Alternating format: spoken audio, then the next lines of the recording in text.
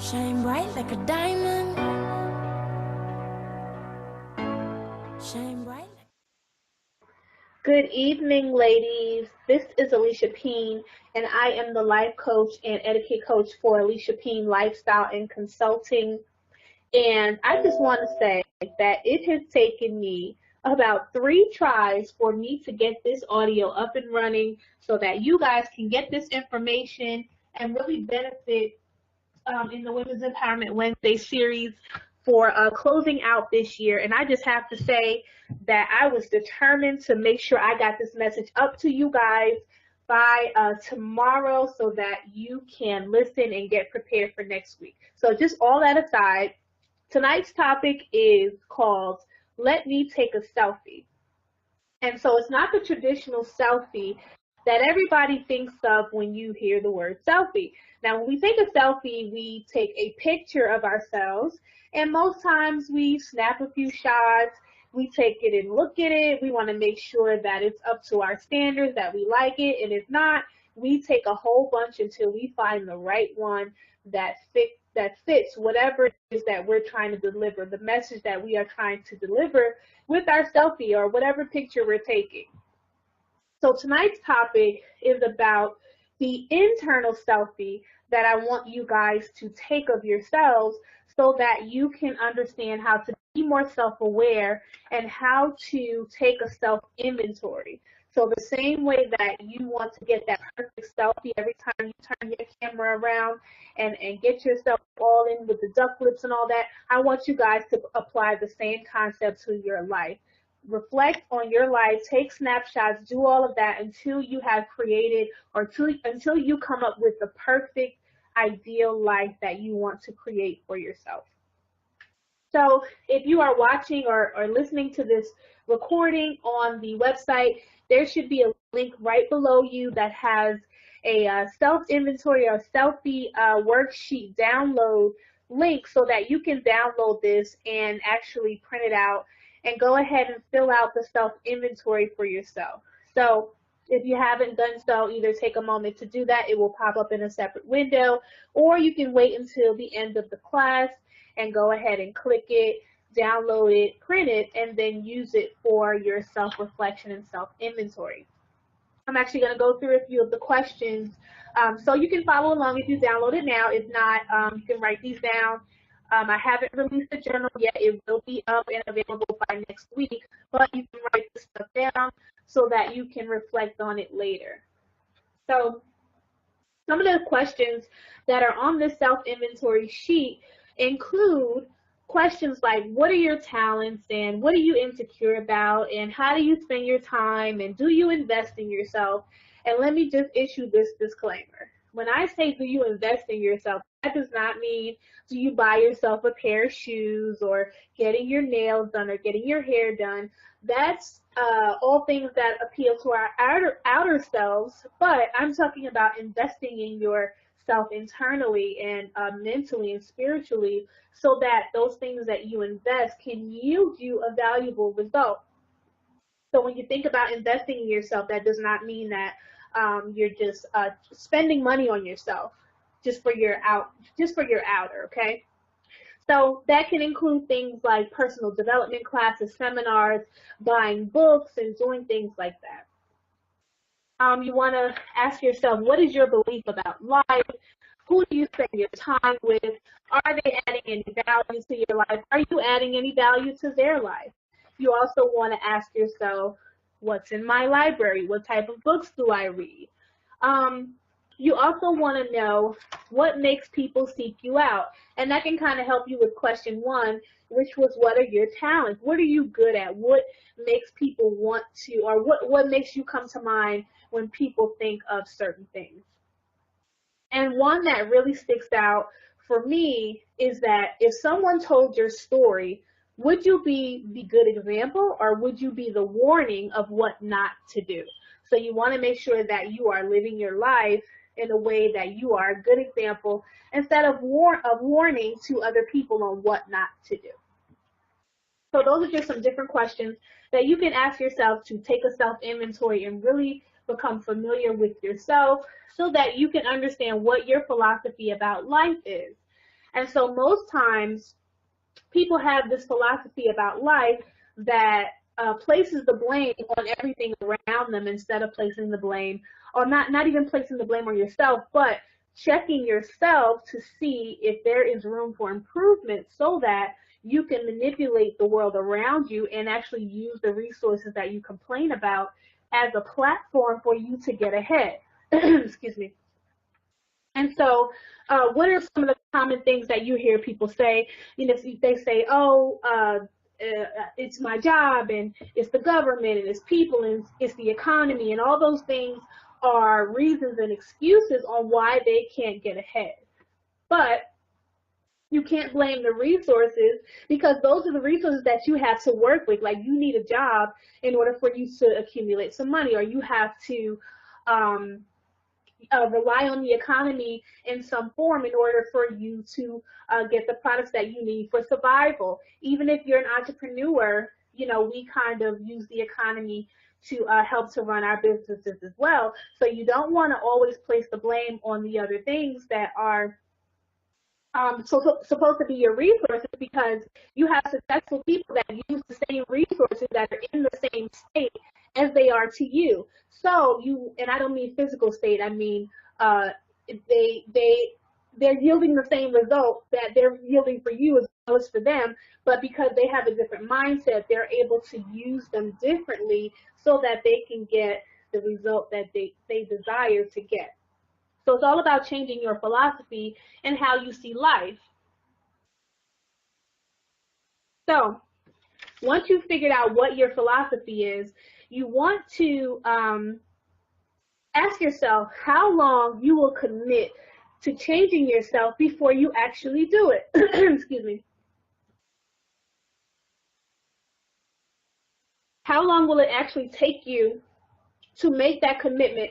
Now, we're at the end of the year. It's December. We all come up with these New Year's resolutions, and we're going to do this, and we're going to lose weight, and we're going to be a better person, we're going to be a better communicator, and a better husband, better wife, and better student, all those different things. So you want to ask yourself, how long have you been actually saying that to yourself? And then are you actually following through with it? Because you don't want to look down the line 10 years from now and you're still coming up with the same commitment to yourself that you have not seen through, or you have not fulfilled that. And another thing to think about is that if you have not fulfilled your own commitments, then it's very hard to get other people to fulfill their commitments to you as well, and you to other people. So you have to start with yourself before you are able to go out and create and maintain relationships with other people. So that's another little tip. So you want to create a better philosophy. So how do you do that? Now, an example of how you can do it, or to kind of put it into perspective, is the apple a day keeps the doctor away phrase. Now, everybody's familiar with that, and that's just a general statement that says that if you have healthier eating habits, that you will you won't have to see the doctor as much, or you'll live a better life, or a longer life, or a healthier life, whatever it is, whatever that means to you. That's what that means. So what if that was literally true? If I ate an apple per day for the rest of my life, I would not have to see the doctor. I'd be completely healthy and life would be grand. There are people that would still not do that. And it makes you think, why? Why is it so hard for us to commit to things that we know are the right thing and that we know are going to benefit us long term? But if you have someone and they say to you, oh, well, you know, a Hershey bar a day keeps the doctor away, it's a lot easier for people to go along with the opposite, or negative things that are going to yield them a negative result long term. So you have to think about what your philosophy is in order for you to figure out which one of these statements most applies to you. Is it easy for you to do the right thing? Is it hard for you to do the right thing? So you want to make sure you keep that in mind, because you want to ask yourself, what is the cost of this decision long term? I know that if I eat an apple a day for the next 5 years, that I won't have to see the doctor. I know that if I eat a Hershey bar a day for the next 5 years, I'm probably going to be sick. I'm probably going to have diabetes. I'm going to be overweight.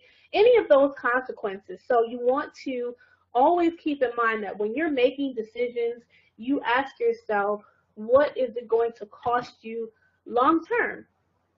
Because the more errors in judgment that you create, the more accumulated disaster that you will have when you look down the line.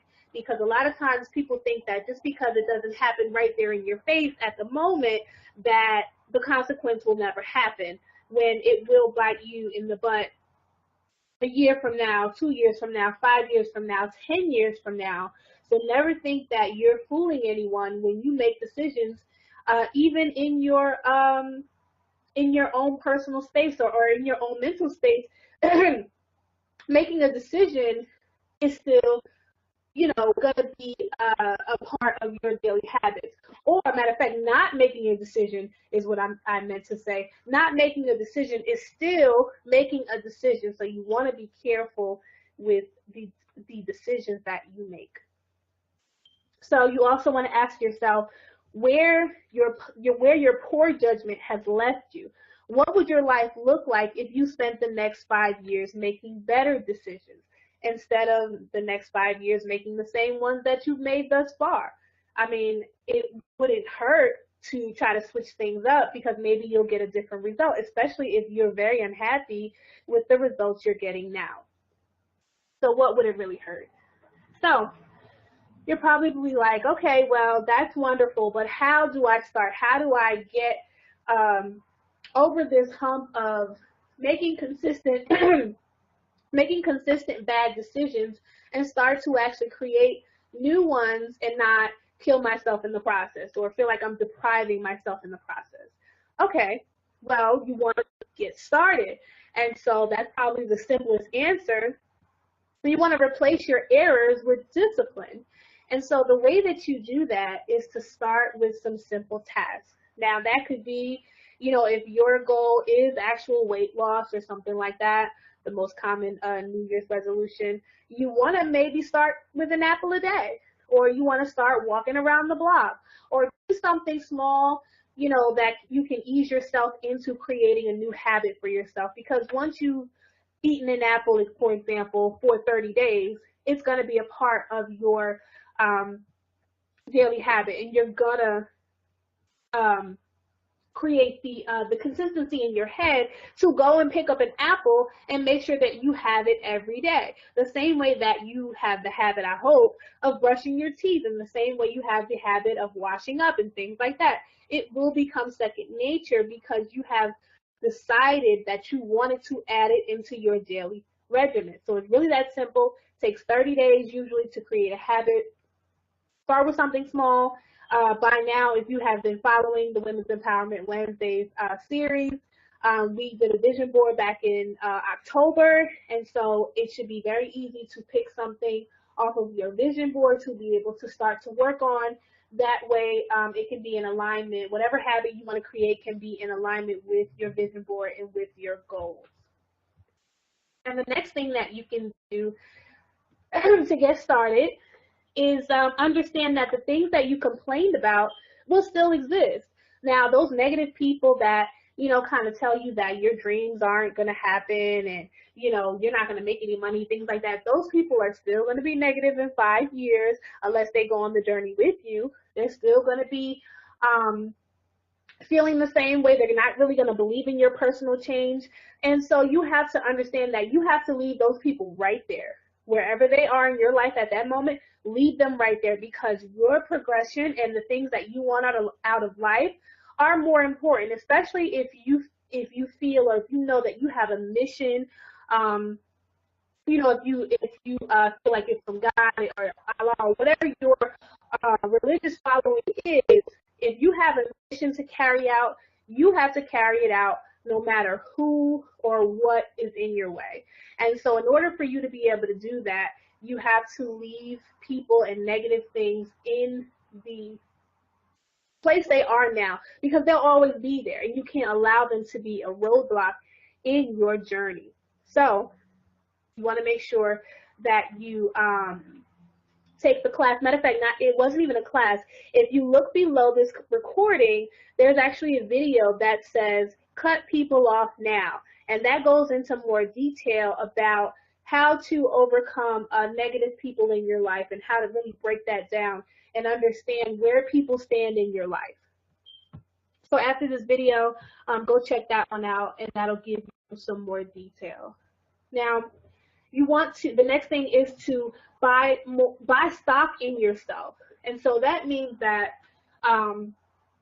instead of going and spending $1,000 on a Gucci bag, you want to spend $1,000 on yourself, on personal development, on books and things that are going to help you to grow so that you can push out more things that are going to add value, more things that are going to add income. Because if you invest $1,000 in a Gucci bag, it's not going to bring you a return unless you're selling it.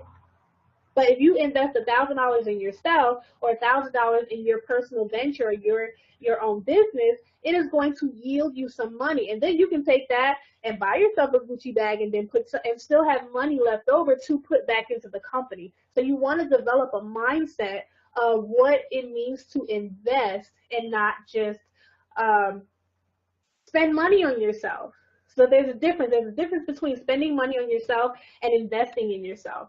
And so when you say buying stock in yourself, that means that, or it could also mean that people are going to want to invest in you so that they can get some sort of value out. So that means that if you are really good at something, makeup artist, for example, if you're a really great makeup artist and you have developed your craft and you can do the best makeup and have everybody's face beat and all that, people are going to come and find you. And the way that they buy stock in you is to pay you for your services. So they are constantly, coming to you to get their makeup done. So that's them constantly putting money and buying stock in you because you have a value that is clearly, that you're clearly giving back to them when you provide your service. So that's another way that you can buy stock in yourself, or other people buy stock in yourself, or buy stock in you rather. So the way that you do that is with, like I said, personal development, and you want to read a lot. You want to get books on whatever it is that is in alignment with your industry, your gifts, your job, your career, whatever. You want to make sure that you are putting things into yourself that are going to be in alignment with whatever you're trying to achieve. So that goes into the next point of study what you wish to be. If you wish to be a makeup artist, wouldn't it make sense to study makeup or learn how to do makeup or take makeup classes, get a makeup book, learn the history of makeup?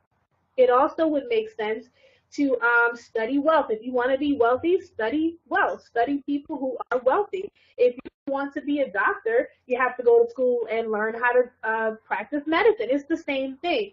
A lot of people get caught up in thinking that the only way that they are a student is when they're in a formal class setting and they have to learn a skill and then they go get a job and then that's it.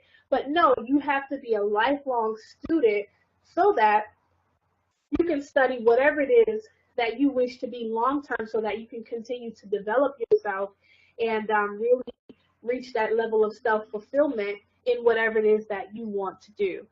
And the way that you can be a self-directed student is to study your own life. Now, our mistakes are the most valuable when we can learn from them. If you're not learning from your mistakes and you're constantly making them over and over, then that's really in vain. But it's okay to make mistakes if you understand the value, you've learned the lesson, and you can take it and move on and use that as a valuable lesson for yourself, and also, be a warning for another person not to do it. Sometimes our mistakes are meant to show other people what to do and what not to do. Of course, not in extreme cases of doing crazy stuff, okay? We don't want crazy mistakes. So when you think about what your personal philosophy is, you want to ask yourself, whose plan did I buy? Now, we all have a belief system which is how we see the world. And we got that kind of from our childhood and our parents and our upbringing and our social interactions in school and all that. And so our very first class was on belief systems and limiting belief systems and how, you can identify what they are, how to destroy them, and how to build new positive ones. So if you are interested in that class as well, or the whole class in the entire series, because every class builds on itself. So all of those are going to help all the way up till now. So going back, you want to understand what your belief systems are and how they are affecting your life now, because you may need to dig deep and find out what the root of the problem is before you can actually move forward, which is why we do the selfie inventory, because you want to know what it is that you believe about life and why or how it's affecting the way you see things now, and how things are going to be for you long term, whether you change them or whether you don't. Okay, so that will also help you to be a better student. So another way that you can start to change your personal philosophy is to learn from other people's mistakes. So once again, you want to be an example and not a warning. You don't want to be someone else's warning. You want to be someone else's positive example. Look at the people who you are following, the successful people that you want to be like. Look at their mistakes and avoid them.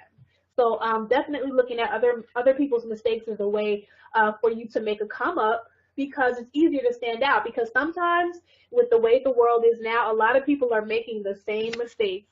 And it's so easy for or if you're aware, it's very easy for you to be able to take that and do the opposite, and boom, you have instant attraction. I don't mean physical attraction, but you are the superstar because you're doing something that other people seem to not be able to get, which in this case, personal development. You're on this webinar listening to this audio, and that's something that not a lot of people take advantage of. So you already have an up on a lot of things that people don't take advantage of, resources that people don't utilize. So you want to do what successful people do. That's another way for you to get started with changing your personal philosophy. Do what successful people do. If you want to be successful, study success. Look at the people who are leaders in your industry or in your field or in your career path and see what they're doing. See how they got there. Most times, these successful people have written books, but people refuse to read them. And I would really like someone to explain that. These people write these books for them to kind of pass on their journey and pass on their knowledge to other people so that they can spend less time making mistakes and more time being successful. So one thing you want to do is do that research and find out who you can seek out as a mentor. It doesn't always have to be someone who's a celebrity. If you find someone who is a leader in your industry, field, career path, you can reach out to them, see if they'd be willing to mentor you, even if it can't be in person. I mean, on the web is great. Phone call is great. Take them to coffee. Offer them value. Don't just come and try to take their value. Also be able to exchange some sort of gratitude and value for their time and their help. So most times the people that I've heard or the people that I know that say that, oh, well, I don't have time to read and I don't have time to go to seminars and personal development and all that hoopla. Those are the people that are broke and unhappy. So I'm trying to figure out what would it hurt for you to actually take some time and do something that is not going to kill you, but actually help you long term. Most times it can probably help you short term. Those are the people that refuse to actually put some time and effort into recreating their lives. The people that are broken and unhappy. Please tell me how that makes any sense. But anyway, you don't have to worry about that because you're listening to this audio. So another way that you can get yourself started is to commit 30 minutes a day of reading or audio. Now, there's nothing wrong with a good old paperback or hardback book. I have a library myself of some really great books that are in alignment with the things that I want to do, etc. But when I discovered audiobooks, oh my God, the heavens opened up. And I said, this is just great because I'm a very busy person. I have children. I'm in school. You know, always have things going on. So audiobooks have really been my best friend because I can listen to them in the car. I can put them on my iPad or my iPod, plug in my earphones. You know, if I'm walking down the street, I can listen to that, spend more time putting that into my brain versus putting a bunch of rap songs that aren't really helping me out anyways. So you want to make sure that you can dedicate 30 minutes a day. I don't care if it's when you're taking a shower. Plug that radio in or whatever, that CD player. Wait, they don't make CD players anymore. Your iPad, your iPod in. Let it go while you're in the shower or in the bathroom or whatever. And really take that information in because another thing that I don't understand is that, you know, people make sure that they eat every day. You know, some people eat 3, 4, 5 times a day because they have to make sure that they feed themselves, but they don't feed themselves mentally. They're mentally starved. So people don't really think about themselves holistically the way that they should. Holistic means your entire existence, your entire being mentally, spiritually, physically, and all of those different things when it comes to feeding yourself. So that's just the concept to help to understand and explain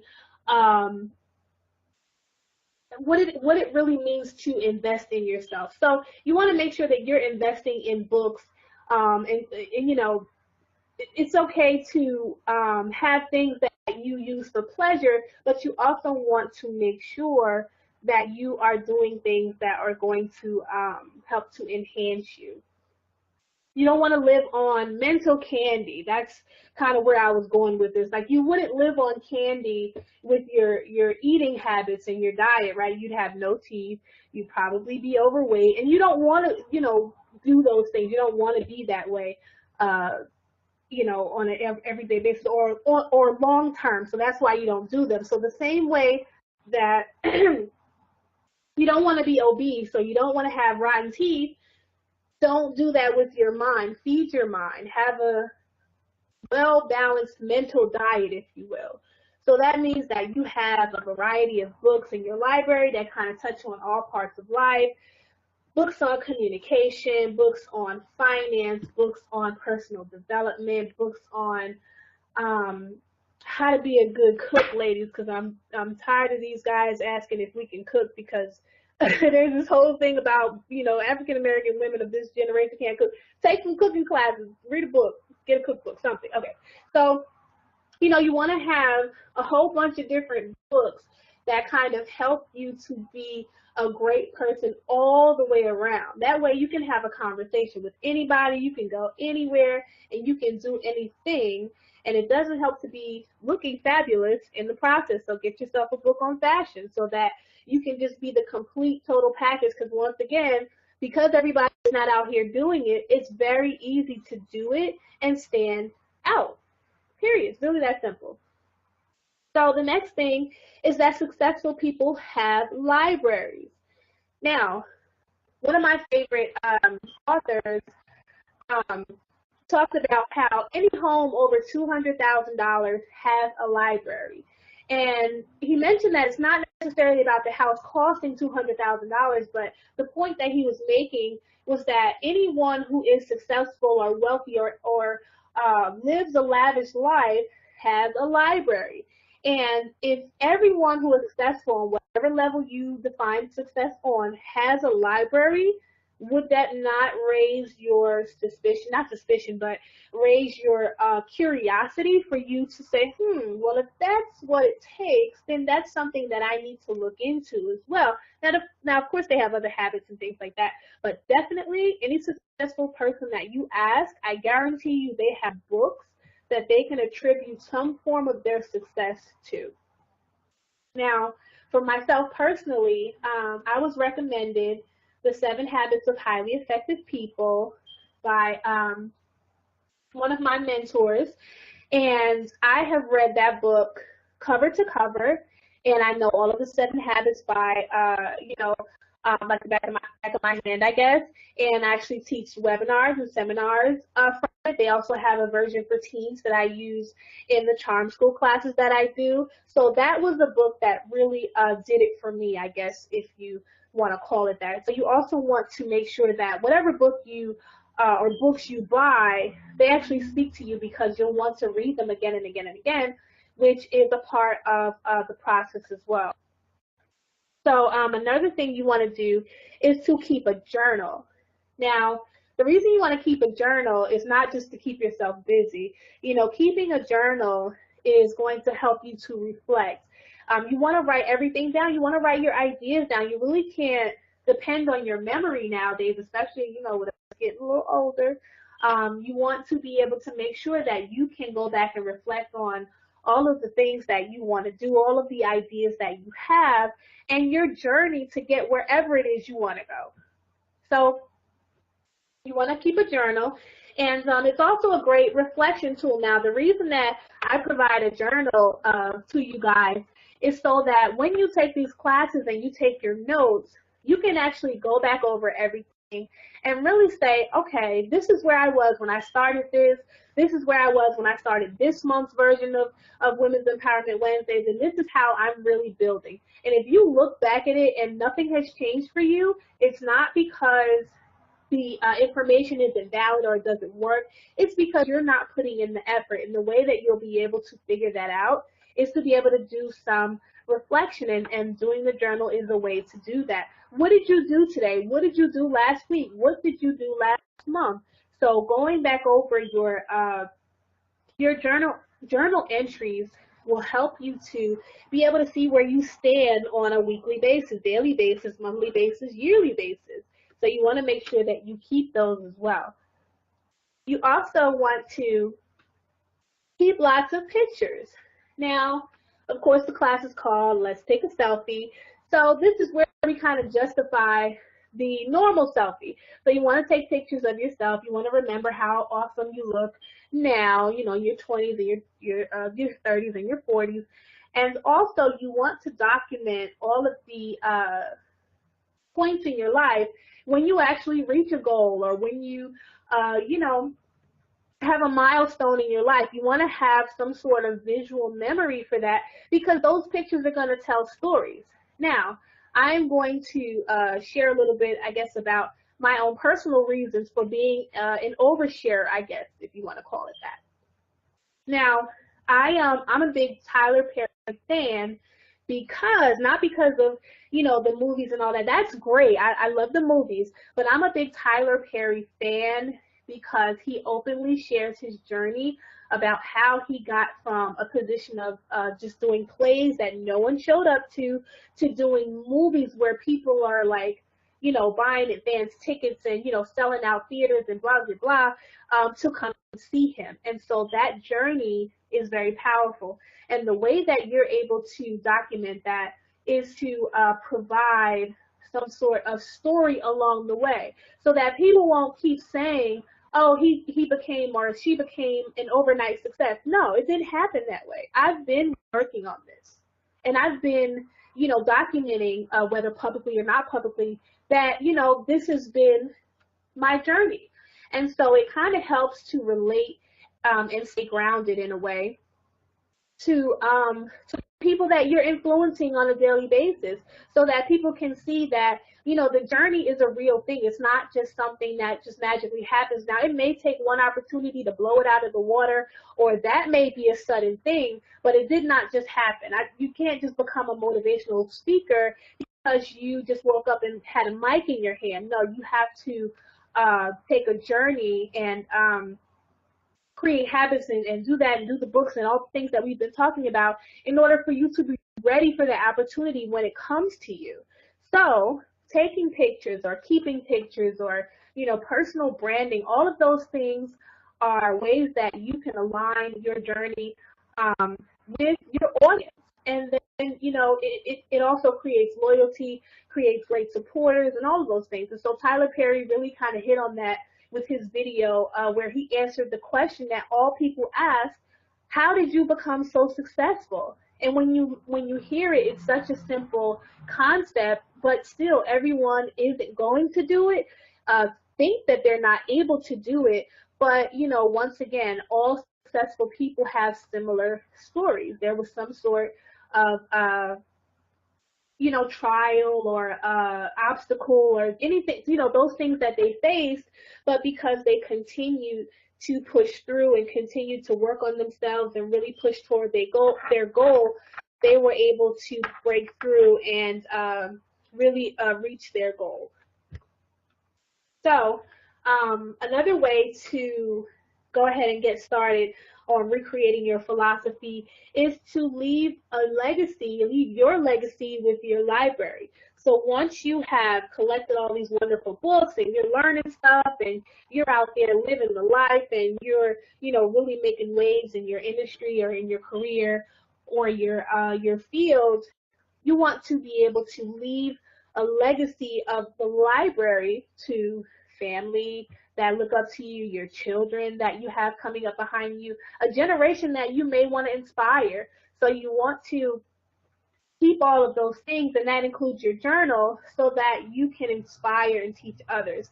Because what you also have to remember is that all leaders were first readers. They all had to feed themselves mentally in order for them to get to the place that they are at.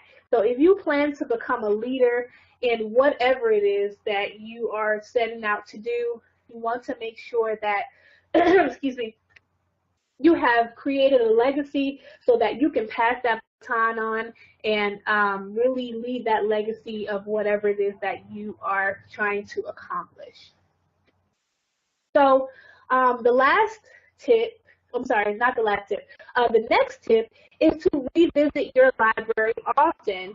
And so, like I was saying to you guys before, with the 7 habits of highly effective people, the 7th habit is to sharpen the saw. Now, when you talk about sharpening the saw, that means that you are stopping to refresh yourself, to renew yourself, and to sharpen your skills as a student. So that means that you're going back and you're relearning and you're unlearning sometimes, and you are investing in yourself once again or continuously, so that you can always give out the optimal results and keep up with the things that are going on. You never want to stay the same or be the same. Like, I never understand when people are like, this is me and this is who I am and how I am.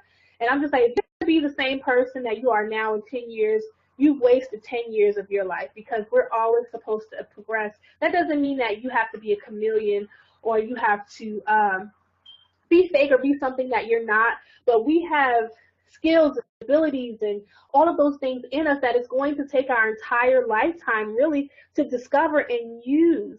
So never think that by doing self-discovery that you're changing who you are. You are just wanting to reach a level of self-fulfillment that you can be the best you that you can be for yourself and for the world. So you want to find something that really speaks to you. So like I was explaining about myself and how 7 habits of highly effective people have affected me, you want to find something that really speaks to your life and what your goals are, so that when you get it, it's like a good song. Like, you don't hear a song and it's wonderful and you're just like, okay, well, that was a wonderful song, I never want to hear it again. So it's, when you hear a good song, you want to listen to it over and over and over. You go buy the CD. When it comes on the radio, you bump it up in your car, in your house, whatever. So you want to get books that do the same thing. So you want to get yourself some books that really excite you, really keep you motivated, and you want to read them often so that you know them like the back of your hand and you apply them to your life, like you live by them. So those are also some ways to kind of sharpen your saw and build your library. The last tip is asking questions. So when you're going through your personal development process, it's always helpful to have a mentor or to follow someone who's a leader in your industry, or even getting a life coach is a great way for you to expedite your personal development process. So you want to ask questions. You want to find out, how things that don't make sense apply to your life. How can you apply them? Okay, I have this information. I really don't know what to do with it. How can I make it work?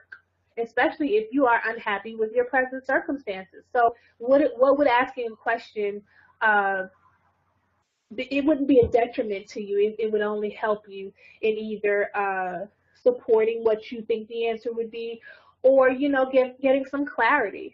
So there's nothing wrong with asking questions. You want to do that. You want to reach out to your mentor. You want to take them to coffee. You want to really be able to get the best experience when you are going through your personal transformation process. So those are all the different ways that you can um, increase or recreate your personal philosophy and really create the life that you would like to create for yourself, and whatever your version of success is, because everybody has a different one. Everybody doesn't want a Bentley. Everybody doesn't want Gucci shoes.